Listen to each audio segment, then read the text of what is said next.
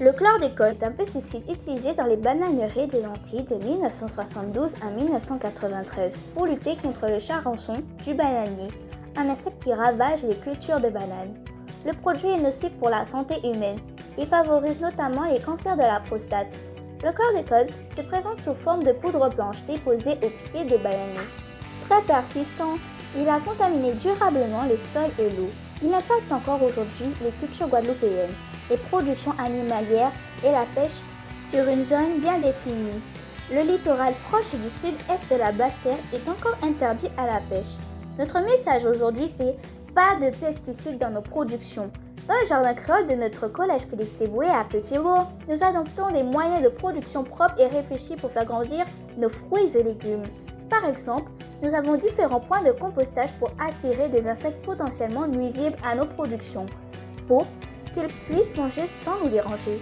Nous rassemblons l'ensemble des déchets végétaux de notre jardin dans des zones de compostage pour créer un écosystème qui va nous permettre d'amener nos terres sans engrais chimiques, mais aussi d'attirer loin de nos plantations de nombreux insectes comme les charançons par exemple. Une armée de coléoptères alliés veille sur nos productions. En effet, les coccinelles du jardin sont avec nous pour protéger nos plantations. Nous chouchoutons nos larves de coccinelles pour que nos fruits et légumes puissent se développer sans être parasités. Demain, nous pourrons même récupérer les terres polluées par la chlordécone. Le BRGM et le CIRAD font des recherches pour atteindre ces objectifs. Le chlordécone est difficile à extraire des sols car le processus est très coûteux. Mais composter un espace selon certains chercheurs permet de réduire par 6 le risque de contamination d'autres cultures. Utiliser la biomasse locale peut être une solution pour essayer de séquestrer la molécule chimique du chlordécone dans les sols pour qu'il n'y ait pas de transfert vers les êtres vivants. Nous savons aussi que le charbon actif filtre l'eau. En adoptant et en diffusant ces gestes, nous œuvrons pour la réhabilitation de nos terres.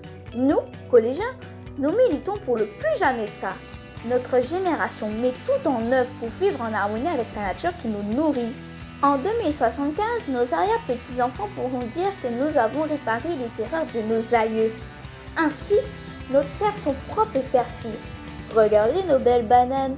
Nous sommes aussi fiers de vous montrer nos camaniocs qui ont poussé en pleine terre et ne représentent aucun danger pour la santé. Notre message, mangez sain, mangez local. Pour conclure, je vous partage une citation de Saint-Exupéry. Nous n'héritons pas de la terre de nos parents, nous l'empruntons à nos enfants. Il faut voir l'avenir et prendre conscience que nous empruntons tous ces espaces aux générations futures.